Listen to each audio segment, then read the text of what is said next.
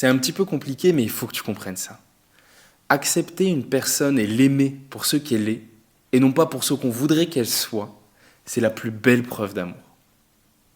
En réalité, notre plus gros problème dans les relations, qu'ils soient familiales, parentales, amicales, amoureuses, peu importe, c'est d'essayer que la personne soit comme on voudrait qu'elle soit, et de l'aimer pour ce qu'on veut d'elle. Alors que la vraie clé dans tout ça, c'est de l'aimer pour ce qu'elle est, avec ses qualités et ses défauts. Et je le vois parce que parfois, pas souvent, mais parfois il y a des couples qui m'inspirent.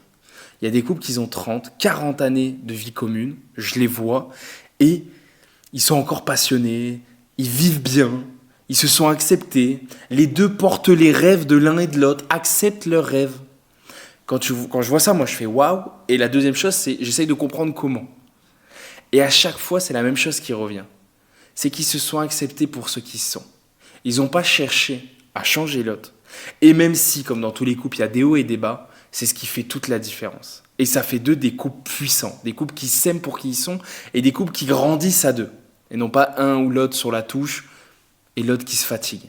Donc, retenez ça, c'est hyper important. Si vous êtes dans un début de relation, ou même dans des relations professionnelles, amicales, peu importe, aimez les gens pour qui ils sont. Si vous les aimez pas pour qui ils sont, ne restez pas avec eux. Parce que vous allez faire du mal à la personne, et vous allez vous faire du mal.